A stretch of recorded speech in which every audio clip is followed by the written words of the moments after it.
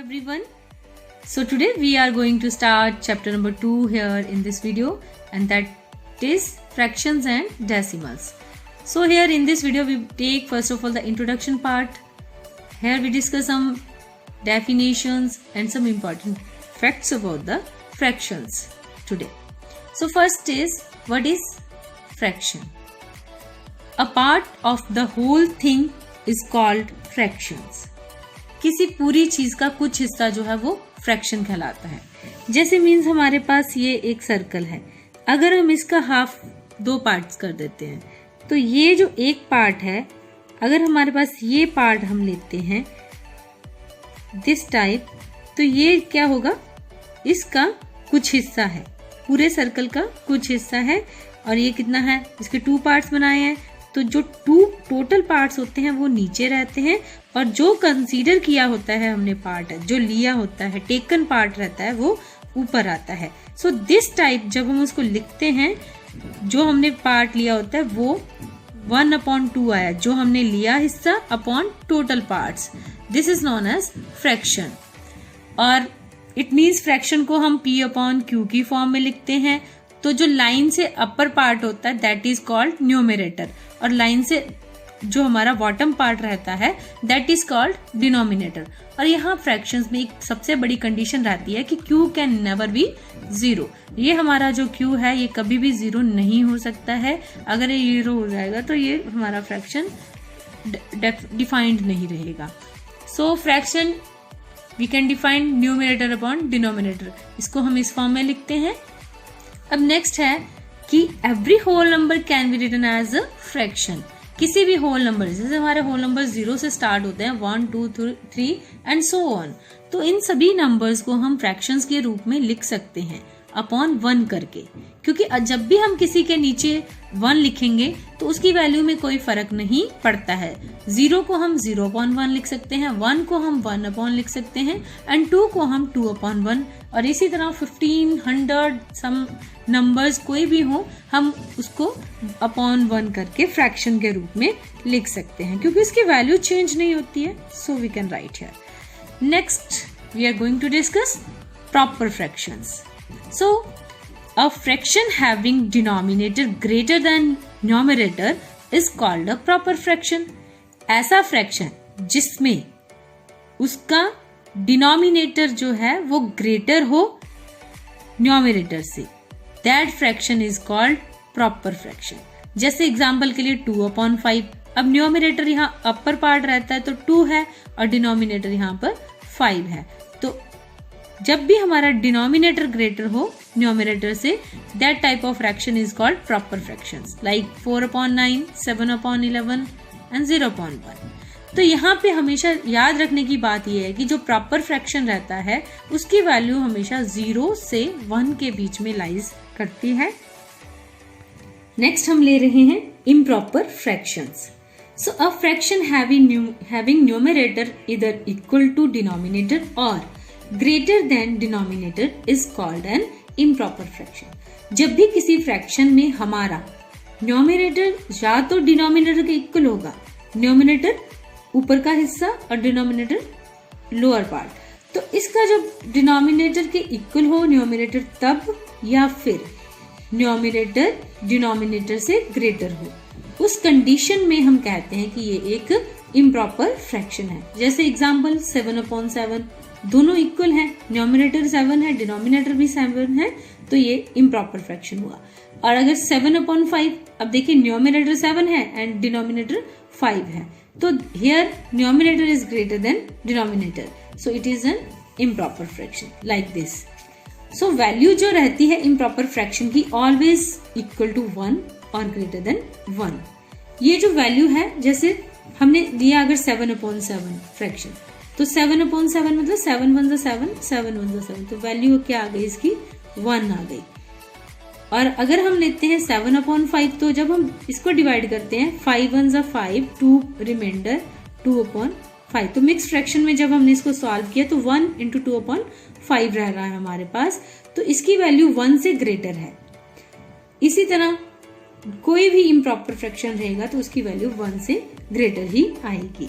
Now next is mixed fraction. So mixed fraction, a combination of whole number and a proper fraction is called a mixed fraction. जब हमारे पास एक whole number हो और उसके साथ में प्रॉपर फ्रैक्शन हो तो वो वाले कॉम्बिनेशन वाले फ्रैक्शंस को हम मिक्स फ्रैक्शंस कहते हैं। जैसे एग्जांपल के लिए 2 × 3/4, तो 2 जो है यहाँ पे होल नंबर है और 3/4 जो है प्रॉपर फ्रैक्शन है, क्योंकि 3 जो है वो न्यूमरेटर है और 4 जो है वो डिनोमिनेटर है और यहाँ पर numerator is smaller than denominator. तो these types of fractions are called proper fractions. So combination हो रहा है होल नंबर और प्रॉपर फ्रैक्शंस का, तो इस तरह के फ्रैक्शंस को मिक्स फ्रैक्शंस कहा जाता है। अब नेक्स्ट है कि value of mix fraction always greater than 1। Mix fraction बनेगा तभी जब उसके साथ होल नंबर होगा कोई और उसमें साथ में प्रॉपर फ्रैक्शन होगा। तो होल नंबर रहेगा तो 1 से वो ग्रेटर ही जाएगा, 1 होगा या 1 से ग्रेटर नंबर्स में आएगा तभी वो मिक्स बनेगा, अदरवाइज जो प्रॉपर फ्रैक्शन रहेगा तो वो प्रॉपर फ्रैक्शन में ही आएगा। सो यहाँ पे एग्जाम्पल के लिए लिया हमने, ये एक कोई चीज थी उसके हमने 2 पार्ट्स किए, अगेन हेयर वही चीज थी उसके 2 पार्ट्स किए, तो इसमें से दोनों ही हिस्से किसी को दे दिए एक, तो वो दोनों मतलब कंप्लीट चीज हमने डिस्ट्रीब्यूट कर दी। और यहाँ इसका एक हिस्सा लिया तो हमने कितने पार्ट्स दिए, 1.5 1 × 1/2। तो जब ऐसी सिचुएशन रहती है एक कंप्लीट चीज हो और दूसरी फ्रैक्शन में हो तो उसको हम बोलेंगे it is a mix fraction. और जब हम इसको सॉल्व करेंगे तो जब सॉल्व करना होता है मिक्स फ्रैक्शन को तो उसके लिए फॉर्मूला ये होता है होल, जो हमारा होल नंबर रहती वैल्यू यहाँ से ये मल्टीप्लाई बाय डिनोमिनेटर और दोनों को मल्टीप्लाई करके जो आएगा then add numerator in that upon denominator. जैसे 1 × 2 plus 1 upon 2, 2 1s are 2 plus 1/2 and 2 + 1 3/2। तो इस तरीके से हम मिक्स फ्रैक्शन को चेंज करते हैं इम्प्रॉपर फ्रैक्शंस में। नेक्स्ट पार्ट हमारे पास है इक्विवेलेंट फ्रैक्शंस, तुल्य भिन्न भी कहते हैं इनको। Equivalent fractions are fractions having same values. जब हमारे पास कोई फ्रैक्शंस हो, जब उनको सिंपलेस्ट फॉर्म में करें कन्वर्ट, तो जो उनकी सिंपलेस्ट फॉर्म है वो दोनों की एक ही हो, then we say these are equivalent fractions. Means P/Q है, अगर हम न्यूमरेटर और डिनोमिनेटर को किसी सेम नंबर से मल्टीप्लाई करते हैं तो उसकी वैल्यू हमेशा सेम रहती है, उस फ्रैक्शन की वैल्यू चेंज नहीं होती। और अगेन अगर हम किसी फ्रैक्शन को P/Q कि न्यूमरेटर और डिनोमिनेटर दोनों को उनके कॉमन फैक्टर से डिवाइड कर दें, ऊपर भी और नीचे भी, तभी भी उस फ्रैक्शन की वैल्यू सेम रहती है, चेंज नहीं होती है। बट उससे हमें क्या है, अगर हम मल्टीप्लाई करते हैं तभी भी हमें उस फ्रैक्शन के इक्विवेलेंट फ्रैक्शंस मिल जाते हैं। फॉर एग्जाम्पल हम चाहते हैं 1/2 के इक्विवेलेंट फ्रैक्शंस फाइंड आउट करना, तो हम 1/2 लिखेंगे और उसको न्यूमरेटर को भी हम किसी नंबर से मल्टीप्लाई करेंगे, अगर उसको न्यूमरेटर को जिससे किया उसी नंबर से हम डिनोमिनेटर को भी मल्टीप्लाई करेंगे। तो यहाँ हमने 1/2 को ऊपर भी 2 से मल्टीप्लाई किया और नीचे भी 2 से भी। Again 2 1s are 2 and 2 2s are 4, सो 2/4। अब ये हमारे पास एक नया फ्रैक्शन बन गया है, लेकिन अगर ध्यान से देखें तो ये इक्विवेलेंट है 1/2 के, क्योंकि जब हम इसको सॉल्व कर रहे हैं 2 1s are 2 2 2s are 4, simplest form इसकी 1/2 ही है। अगेन 1/2 का एक और इक्विवेलेंट फ्रैक्शन चाहते हैं तो हम इसके न्यूमरेटर को भी 3 से और डिनोमिनेटर को भी 3 से मल्टीप्लाई कर देते हैं, तो 3 1s are 3 and 3 2s are 6। ये इक्विवेलेंट फ्रैक्शन है अगेन 1/2 का। इसी तरह से अगर हम कोई और इक्विवेलेंट फ्रैक्शन चाहते हैं 1/2 का, तो हम नेक्स्ट नंबर से मल्टीप्लाई कर सकते हैं इसको। 4 1s are 4 and 4 2s are 8, तो ये भी एक इक्विवेलेंट फ्रैक्शन है। तो ये सारे फ्रैक्शंस क्या हुए, इक्विवेलेंट हुए। और जब हम डिवाइड करते हैं फ्रैक्शंस के, जैसे हम चाहते हैं कि हमारे पास 15/5 है और हम चेक करना चाहते हैं 21/7, ये 2 फ्रैक्शंस हमारे पास दिए हैं, हम चाहते हैं कि क्या ये इक्विवेलेंट है कि नहीं है। तो इनके कॉमन फैक्टर 5 and 15 का 5, हम इसको ऊपर भी 5 से डिवाइड कर रहे हैं और डिनोमिनेटर को भी 5 से डिवाइड कर रहे हैं। तो 5 से डिवाइड किया 15 को, आंसर 3। 5 को 5 से डिवाइड किया, आंसर 1, तो 3/1। नाउ 21/7 है तो हम इनका कॉमन फैक्टर लेते हैं 21 और 7 का कॉमन फैक्टर 7। हम इससे 7 को डिवाइड कर रहे हैं 21 को और 7 को भी 7 से डिवाइड कर रहे हैं। देन वी गेटिंग 21 को 7 से डिवाइड किया 3 और 7 को 7 से डिवाइड किया 1। Again answer is 3/1। So we can say that 15/5 is equivalent fraction to 21/7। दोनों की वैल्यूज सॉल्व करके सेम आती है। तो इस तरह के जो फ्रैक्शंस होते हैं they are called equivalent fractions. Next है हमारे पास like fractions. So fractions with same denominator are called like fractions. Means ऐसे फ्रैक्शंस जिनके डिनोमिनेटर सेम हो, जैसे फॉर एग्जाम्पल 7/9, 3/9, 12/9, 11/9। तो इन सभी फ्रैक्शंस में डिनोमिनेटर सेम है, दैट इज 9 है। तो ऐसे फ्रैक्शंस को हम लाइक फ्रैक्शंस कहते हैं। सेकंड है unlike fractions. Fractions with different denominators are called unlike fractions.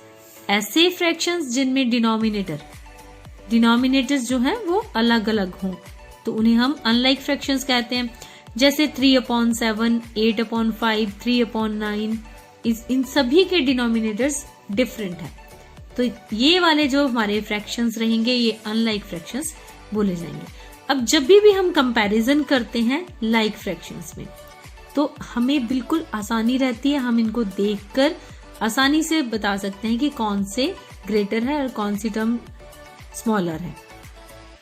Just हमें देखना होता है, लाइक फ्रैक्शंस में कंपैरिजन करना है तो फिर हम देखेंगे कि अगर हमारा डिनोमिनेटर सेम है तो जिस नंबर में न्यूमरेटर ग्रेटर होगा वो टर्म ग्रेटर होगी। तो यहां पर देखिए अब सभी में डिनोमिनेटर इक्वल है एंड हम न्यूमरेटर चेक करेंगे। सबसे बड़ा दिस वन, सेकंड 12 के बाद कौन सी टर्म ग्रेटर है, ये सेकंड आ रहा है, और सेकंड इसके बाद 3 और 7 में से कौन सी टर्म ग्रेटर है, ये थर्ड नंबर पर आ रहा है, और ये हमारा फोर्थ नंबर पे आ रहा है लास्ट। तो इस हिसाब से ये हुआ कि अगर हमारे डिनोमिनेटर सेम है और जो ग्रेटर है उसका numerator, that fraction will be greater. So सबसे पहले आ जाएगा जब हम कंपेयर करेंगे तो 12/9 ग्रेटर आ गया हमारा। उसके बाद आता है सेकंड नंबर पे दिस वन, दैट इज 11/9, और 11/9 ग्रेटर है 7/9 से, और ये ग्रेटर है 3/9 से। इस तरीके से हम इनको कंपेयर कर सकते हैं। जो छोटा है जिसका न्यूमरेटर वो स्मॉलर है, जिसका न्यूमरेटर ग्रेटर है वो ग्रेटर है, in case of like fractions. और जब हम बात करते हैं कंपैरिजन की इन अनलाइक फ्रैक्शंस में, तब हमें क्या करना पड़ता है, हमें फॉलो करने पड़ते हैं कुछ steps. So to compare unlike fractions हमें ये 3 स्टेप्स को फॉलो करना पड़ता है। सबसे पहला स्टेप है कि take LCM of denominator. Denominators का एलसीएम लेंगे तो हमारे पास ये ही एग्जाम्पल हम कंसीडर करते हैं, इन्हीं को कंपेयर करते हैं। So we have denominator 7, sorry smaller को पहले लिखते हैं, 5, 7 एंड 9। तो एलसीएम ले रहे हैं इनका 5 से, 5 1 3 से कर लेते हैं पहले। 3 तो 5 से नहीं जाता है, 7 ऐसे, 3 3 9, अगेन 3 से, 5 7 as it is, 3 1 3। Next smaller number 5 है, 5 1 5, 7 as it is. So next is 7। So LCM we have 3 multiply 3 multiply 5 multiply 7। अब हम इनको मल्टीप्लाई कर लेते हैं। 3 3 9, 9 5 45, 45 मल्टीप्लाई बाय 7, 7 5 35, 3 7 4 28, 29 30 31। सो ये आ रहा है हमारे पास 315 एलसीएम। सो एलसीएम ले लिया हमने। अब हम क्या करेंगे, अब हम इनको चेंज करेंगे इक्विवेलेंट फ्रैक्शंस में। तो 3/7 को हम मल्टीप्लाई करेंगे सो दैट हमारा डिनोमिनेटर हमें चाहिए 315। तो यहाँ से हम चेक कर सकते हैं, यहाँ भी हमारे पास 7 है, 7 को छोड़ देंगे, बाकी नंबर्स को मल्टीप्लाई कर लेंगे तो 45 से मल्टीप्लाई होगा यहाँ पे। अगर नीचे 45 से मल्टीप्लाई हो रहा है तो ऊपर भी 45 से मल्टीप्लाई होगा। अब इसको मल्टीप्लाई कर लेते हैं। 3 5 15, 4 3 12 एंड 1 13। नेक्स्ट है 8/5। तो 8/5 को हमने मल्टीप्लाई करना है किसी नंबर से सो दैट कि हमारा जो डिनोमिनेटर है वो अगेन 315 आ जाए। तो यहाँ हम इससे इजीली हम कर सकते हैं, 5 को छोड़ देंगे, बाकी नंबर्स को हम मल्टीप्लाई करेंगे। 3 3 9, 9 7 63। तो यहाँ पे 63 से मल्टीप्लाई होगा, नॉमिनेटर को भी और डिनोमिनेटर को भी। तो इससे मल्टीप्लाई करेंगे ये 8 3 24, 8 6 + 2 50, 504। So next is 3/9. Next fraction is 3/9. 3/9 multiply करेंगे किसी नंबर से सो दैट हमारे पास जो डिनोमिनेटर है वो 315 आ जाए। तो यहाँ पे 9 को छोड़ के 3 3 9 को छोड़ के बाकी दोनों नंबर्स को मल्टीप्लाई करेंगे। 7 5 35। इट मीन्स यहाँ पर हमें 35 चाहिए, डिनोमिनेटर में भी और डिनोमिनेटर में भी। 5 3 15, 3 3 9 एंड 1 10। अब देखिए इन फ्रैक्शंस को हमने इक्विवेलेंट फ्रैक्शंस में कन्वर्ट कर लिया और ऐसे में ये हमारे पास सभी के डिनोमिनेटर सेम हैं तो ये लाइक फ्रैक्शंस बन गए। ये हमारे लाइक फ्रैक्शंस बन गए और लाइक फ्रैक्शंस बन गए। अब हम इनको इजीली कंपेयर कर सकते हैं। जिसका डिनोमिनेटर ग्रेटर है वो टर्म ग्रेटर होगी और सेकंड नंबर पे जो है वो सेकंड होगी। So we can write here, सबसे बड़ी हमारे पास आ रही है 504/315। नेक्स्ट इज 135/315 और नेक्स्ट इज 105/315। अगर ये सीक्वेंस है तो हम इनके कॉरेस्पॉन्डिंग लिख लेंगे। ये है 504, इट मीन्स 8/5। 8/5 ग्रेटर टर्म है, 135 है तो इट मीन्स 3/7 है, अगेन 105 तो 3/9 है। सो इस तरीके से हम इनको कंपेयर कर सकते हैं। So it was all about the introductory part. Thank you.